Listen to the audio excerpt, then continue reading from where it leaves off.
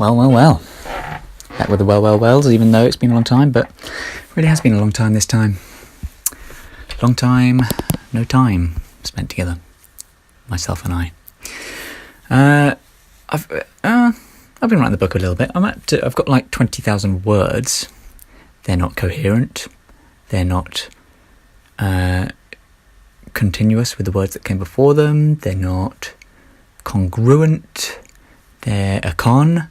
They are not conscious. Just a little rubbish, really, but they're words nonetheless. But yeah, the reason I'm not going to have many notes, because most of the notes I'm writing at the moment, or have been writing the more recent past, were kind of prompts to follow up on in the writing. I can't remember whether to read through all the things that are written in the book type thing. And I'm starting to have this kind of, not doubt, but just a sense that it's going to be. It doesn't fill you with confidence, I guess, that when you're writing a book about something that you're not technically an expert in, one, in the way it's going to be received. Obviously, I don't think anyone's going to receive it. It's basically just going to be me and my friends. But anyway, and also just how much of it you're able to, how proficient a self-evaluator you will be, because you're not expertly trained in the subject. So I'm trying to train myself as best I can, and I'm trying to be as thorough as I can be in, questioning my own beliefs. But I don't know whether I'm actually doing a good job or not. I guess I'll just have to wait and see for someone smarter than me to read it and tell me why pages 1 through infinity were wrong in every way. I'm just going to read a couple of these. These were from ages ago. These are from about a month ago now. The reason the psychological commonality developed as it did doesn't really matter. In many cases it's trivial. This is more easily seen when the consequences seem trivial. Also, take the way... Oh god, that's rubbish. So we've got training dogs with treats, etc. to teach them good from bad and right from wrong. Similar to humans, they have some innate morality that has co-evolved with our own, but is not complete, much like human children. Okay, whatever. Oh, no, I think I've done that one. Going backwards now. Obviously, if what I'm saying is true, I should be aware that what I'm trying to do is convince you that being convinced of my arguments will be best for you. However, this isn't entirely true. It would in fact be possible for it not to be best for you to believe or know that ethical egoism is the real source of morality, because this knowledge may cause you to... I remember before I'd heard of ethical, so this theory hasn't changed for a longer time than I've known about ethical egoism as a theory. So I kind of realised that much of what I was talking about is captured by ethical egoism, but it also clashes with ethical egoism a lot. Not just in part by the name. I mean, the fact that you have to put ethical in as a prefix to the thing, the theory, an ethical theory suggests that obviously it's not going to be interpreted. It might not be as anyway. And also the egoism part. So both words I don't like. Ethical because you're obviously having to compensate for something, and egoism because the ethical implies that egoism isn't actually ethical, but you're doing an ethical variant of it. And egoism because it's so close to egotism, and also is actually synonymous with egotism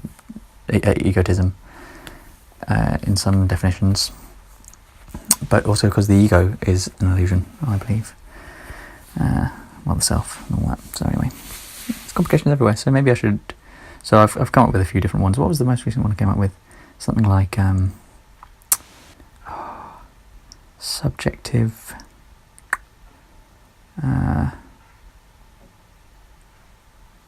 subjective symbiotic egoism, maybe? Something like that. Can't remember what it was.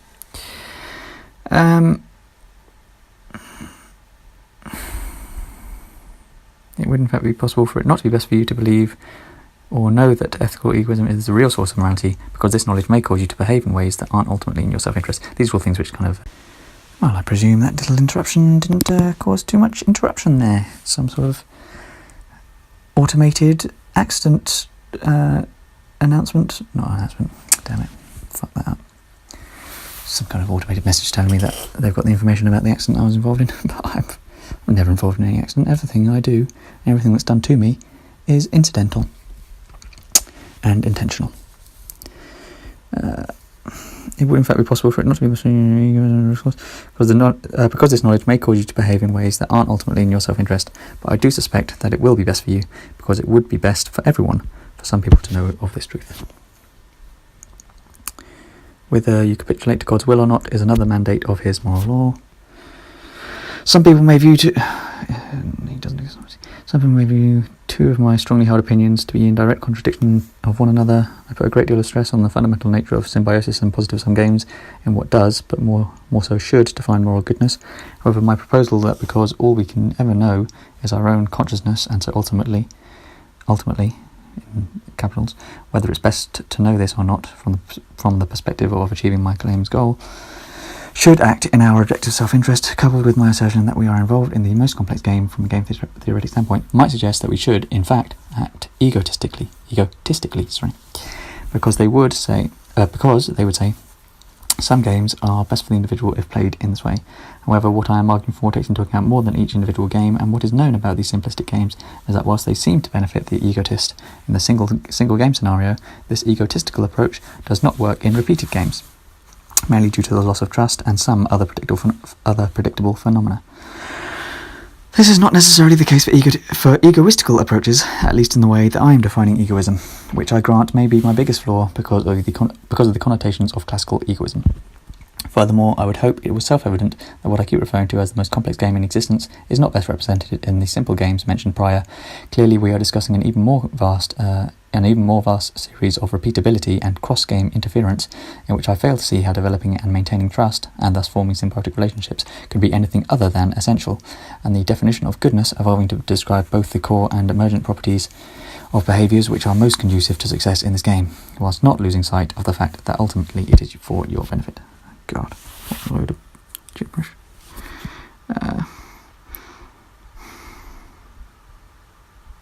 I'm just going to skip through most of these now.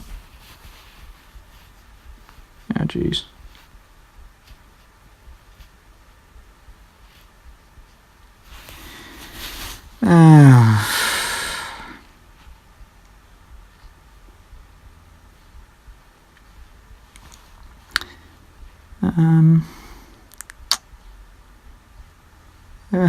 God, I didn't realise there were this many.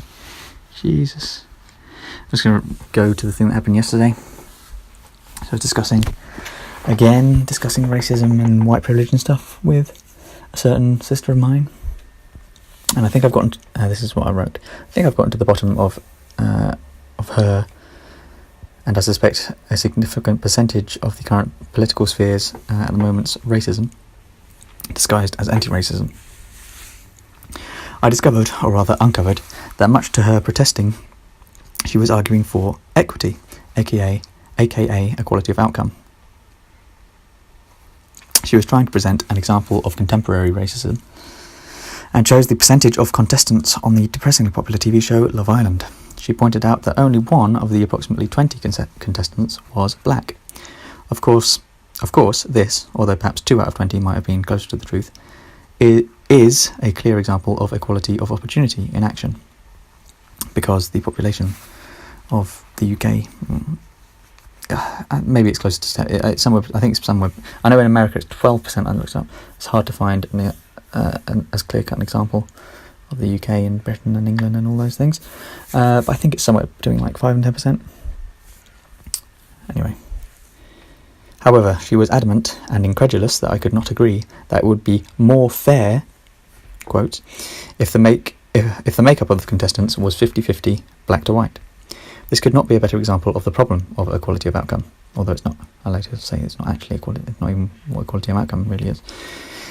It would be misrepresentative of the makeup of the population. This is not to say that the makeup couldn't be 50-50 by chance, just that it would be much less likely and more likely to come about through racial and therefore racist selection methods. A further consequence of such equality of outcome initiatives, if they were enforced, is that an overrepresentation of one group in one domain necessarily entails an underrepresentation of that same group in other domains, and overrepresentation of other groups in the latter domains also. And what's more, that 50-50 thing isn't even equality of outcome, really. So really it was just about how you interpret statistics and the things you're going to see when you have population differences such as we have them. So I think it's something like, I think the actual stats are somewhere like it's 60 to 80% white is the population of this country that I am currently in. And I think something like, let's just say it's 90% non-black and 10% black. And some of the examples I was thinking of was that case with Matt Damon and that show that he was doing, and how let's just assume they had, so I'm doing a lot of assumptions, so it's obviously not that close to the truth, but I think it's still indicative of things. Let's say they had 20 contestants, right, and let's say they're fairly selected from the population, and let's assume the American population follows this 90-10 rule as well. And the woman was basically arguing that, so you have 20 contestants, and ultimately, let's say 2 out of the 20 are going to be the winners, right? And those 20 people are a sample of the population that's been effectively randomly selected. So no racial bias in the selection process. Because there's a 90-10 split of white to black, or non-black to black people, then only 2 out of the 20 contestants are going to be black, and then the other 18 are going to be non-black, because that's how statistics work. Obviously, when you have a sample size as small as that, this is another thing that I kept mentioning, is that all the examples you might find with small sample sizes, so like if you only had one black teacher at your school out of 30, this is one of the examples. So there could obviously be a racist thing. Obviously, you also have to take into account the local makeup of your local population, because it may be that the population of certain races is distributed unevenly and unequally throughout a country.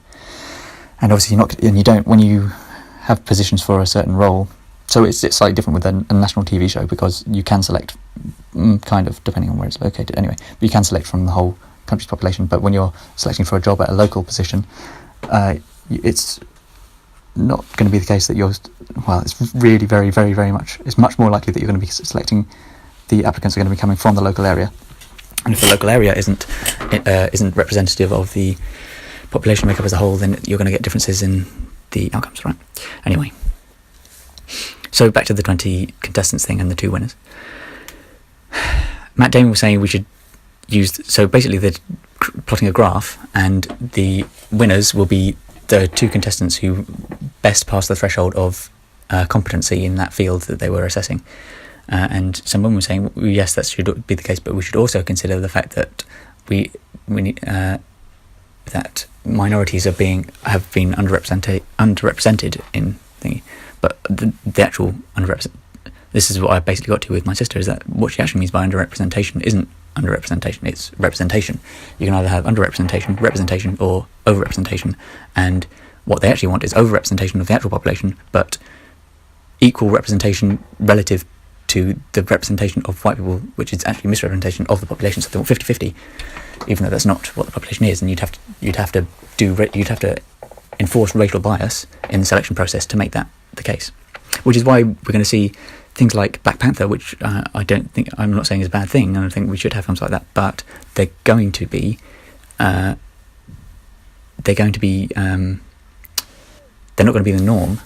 Right, they're not. 50% of films are never going to be like that, because the population isn't 50%, and also it had to be set in Africa for it to be, viable. For there to be a kind of population makeup like that we saw. Anyway, but I'm not denying that there may be some discrepancies, and there may actually be underrepresentation in certainly the film industry of main roles. I mean, names like Will Smith spring to mind, obviously, and things like that. So, but anyway, it may be that there are less than 10% of big roles filled by black people, which would be underrepresentation. Anyway, so the 2 contestants, the 20 contestants thing.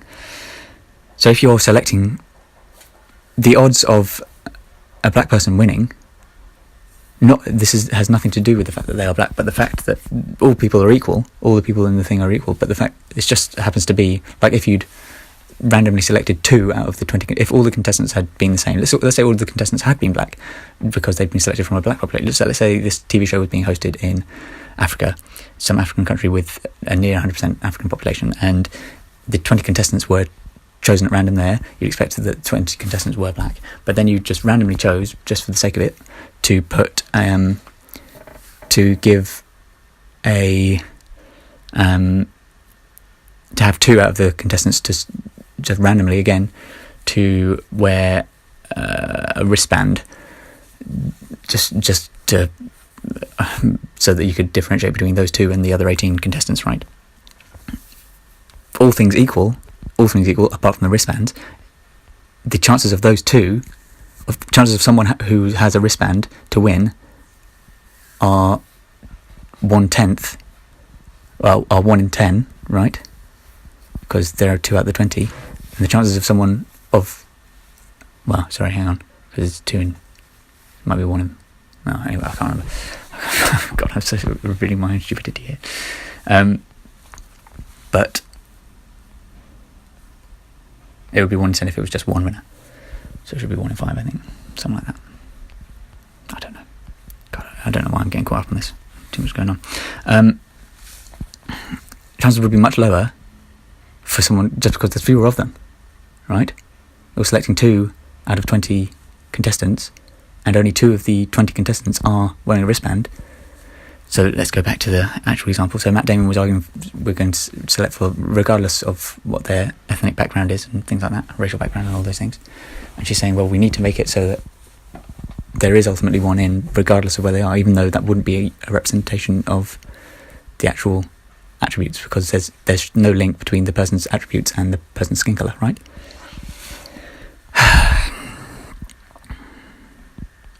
Anyway, so what we're seeing, so this Love Island example was another example that we're going on about. There was supposedly only 1 contestant out of the 20, and let's just assume that it's 5. Okay, we can maybe it's 10%.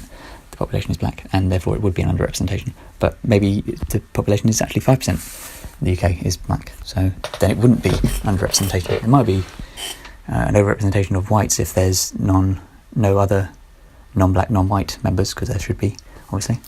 But when you take a sample size as small as, I don't know what it is, maybe 20, then you might expect it's very unlikely that you're going to get a perfect representation. Just like if you flip a coin 3 times, it's not like you're obviously not going to get a 50-50 split of heads and tails, are you? So if you would just take that as the sample size, it's not going to be accurate of the whole you have to do.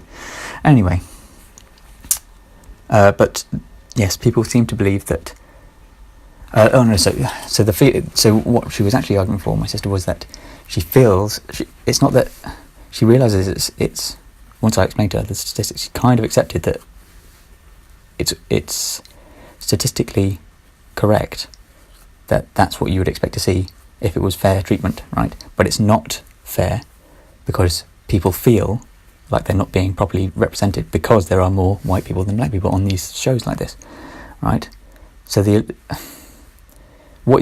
is going to be a constant clash between mathematics and the laws of statistics and people's feelings, because if people can't recognise that the way the population is constituted, or what the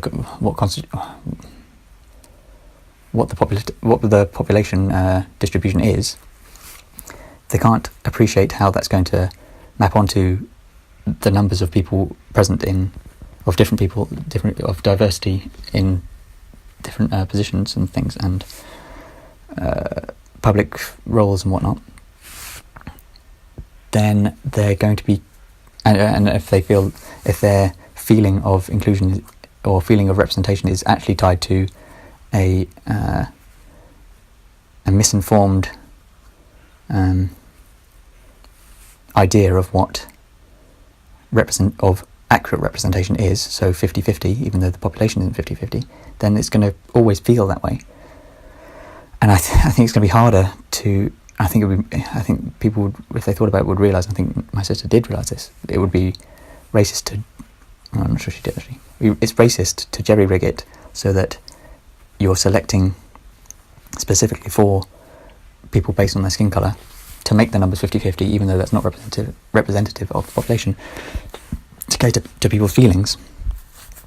What needs to change is, or it's not that people are being oversensitive, it's just that people's feelings are misguided, and and not in line with the mathematics and the data.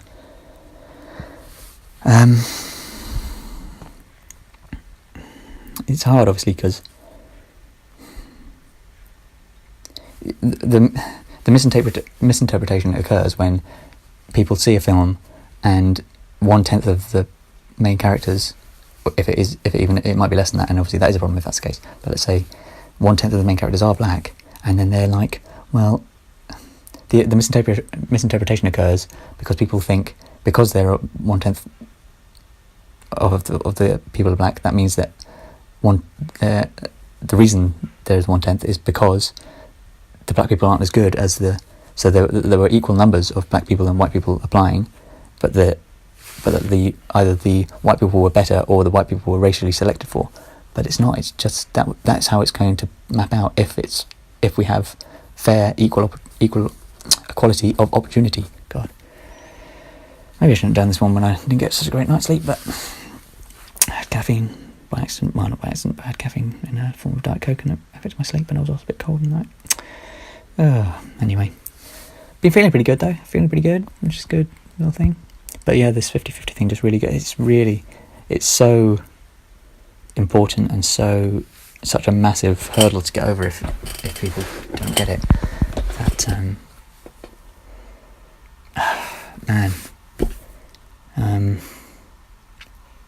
that it's going to be so detrimental to moving to progress if people don't get this idea. Obviously, it's easier to see with women because I'm pretty certain. Well, I think it's more like 51% or something, but the male to women distribution of the population is pretty much 50-50, right? So if you see discrepancies there, then it's more likely to be. Obviously, there are differences in temperament between men and women, which might be linked to hormonal levels and things like that, aggression and personality traits and psychological attributes and things like that. But anyway, you would expect to see a closer to 50-50 representation of people like that, but not so much with race, not because there's any difference between people based on their race, but because, well, apart from the fact the numbers of people of that race in the population.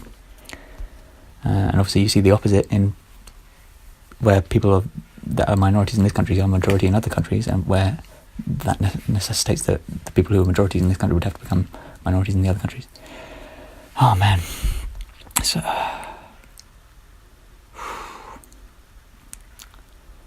yeah. So again, feelings need to be re-guided towards the. So the real problem is that people feel like they're not being represented unless they're seeing what they deem as enough people of who they perceive to be representative of them, which should just be humans, right? I mean, obviously people cringe at this idea of being colourblind and all that. That's kind of there's obviously a problem with it, but if you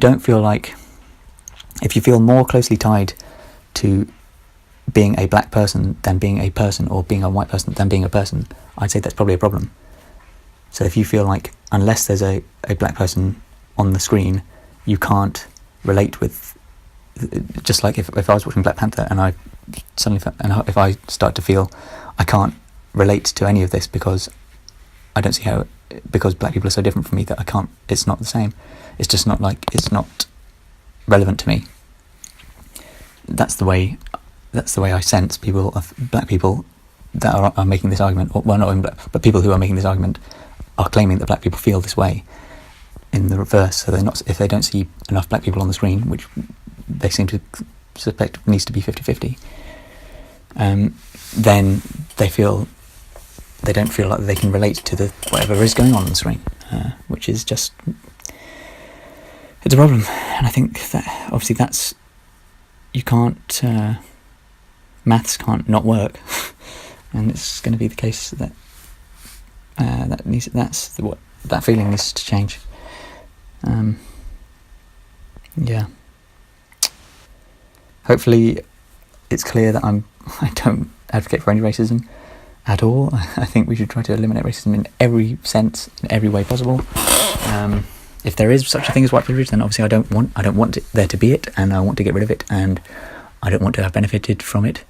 I'm not sure it is as prevalent as some people argue, and that I'm necessarily benefiting from it in the way that some people you'll lump me in, or people lump me in with people that necessarily might be. I especially hate things that are to do with I watched that Nanette thing. I watched that Nanette, and she was kind of funny.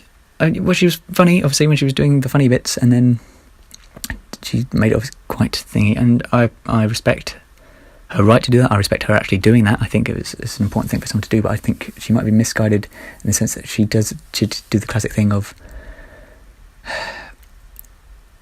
it was hard not to feel like she was basically equating me to being the person that beat her up, or support, or being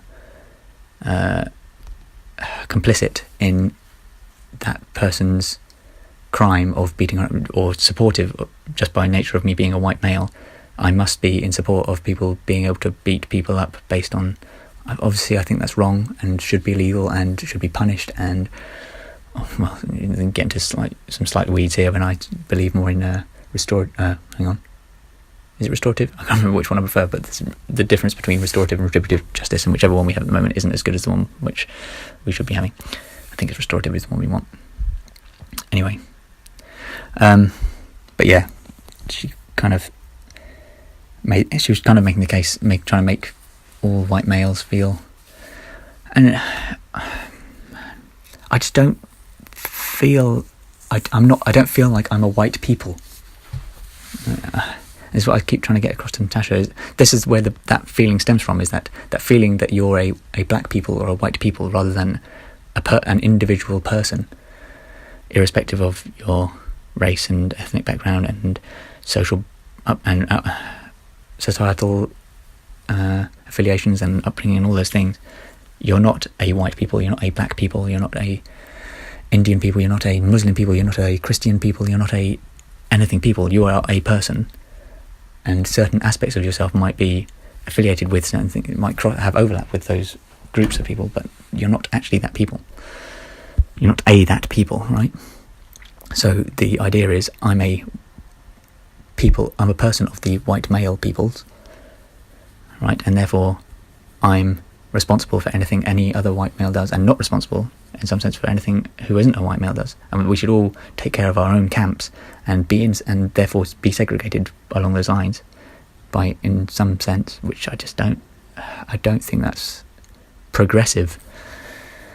So yeah, I've managed to drag that one out for a longer time and didn't even read like 90% of the notes and stuff, and most of it was rubbish, but oh well, whatever. And now it's too long to send. Great, Ollie, you didn't think about that, did you, idiot? And also it's red, which, oh no, I think that's just because I interrupted it. Anyway, whatever.